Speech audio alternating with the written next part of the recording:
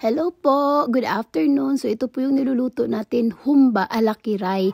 Una po, yun yung ginawa natin, nilinisan tapos chinap ng pa-cubes. Tapos prinito siya ng ganon, o di ba? Ang ganda ko.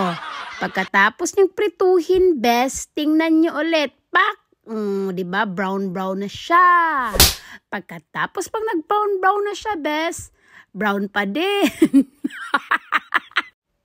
Hanguin mo na siya, isa-isa, bes. Isa-isa mo siyang kunin para masarap. Kasi yung iba, hindi pa luto. Kaya inisa-isa kong kinuha, especially yung meat. Kasi yung taba, ang tagal kasi niyang maging brown.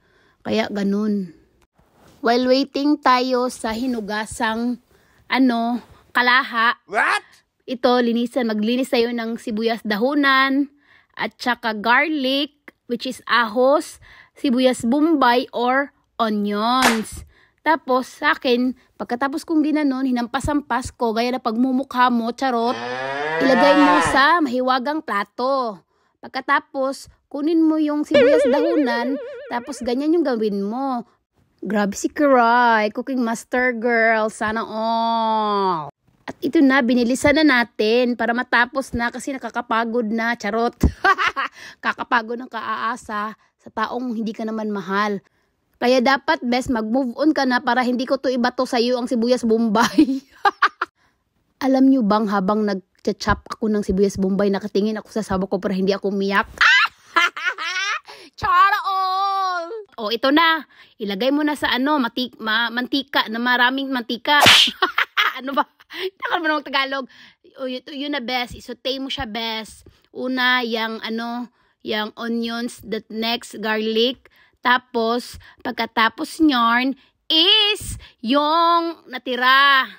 Yung sibuyas dahunan, best. Ganun lang, sahog-sahog lang. Ang next nyan, ilagay nyo yung pirnitong baboy sa sinutay niyong mga lamas. Ano daw? Pagkatapos niyan, lagyan nyo ng mahiwagang 7-Up. Actually, pwede nyo lagyan ng pineapple juice. Kaso, wala kaming pineapple juice. Kaya yan yung nilagay ko. Actually, pagkatapos niyan, ang susunod mong gagawin is, nilagyan ko pa ulit kasi kulang pa. Pagkatapos niyan, maglagay ka ng yung black pepper. Tapos, sugar. Itansya mo lang ha kung ilang amount ang gusto mong Tapos, bay leaves. Pagkatapos ng bay leaves, lagyan ng toyo. Pagkatapos lagyan ng toyo, actually best, nilagyan ko pa yan ng tubig. Hindi ko na lang na video kasi tubig lang naman nilagay ko. Tapos, pagkatapos nyan, maglagay ka na naman ulit ng suka. Lagyan mo ng suka, itansya mo lang ulit. Itansya mo lang sa naayon sa gusto mo. Pagkatapos nyan, ito na siya. Pak! Hinintay ko na lang siyang kumulo para siya para mag-tenderize. Yun na. See? Sobrang sarap, best! At ito na siya. Slow mo. Oh my God. Ubus ang isang bandihadong ka-rice ko ngayon. Sobrang sarap. The best ka talaga, Kiray. Ikaw na sa lahat. Oh, I'm sure, pag nilulutuan nyo yung asawa nyo ng ganito kasarap, hindi niya kayo ipagpapalit. Iba may kasabihan tayong, a way to a man's heart is through his stomach. And I thank you.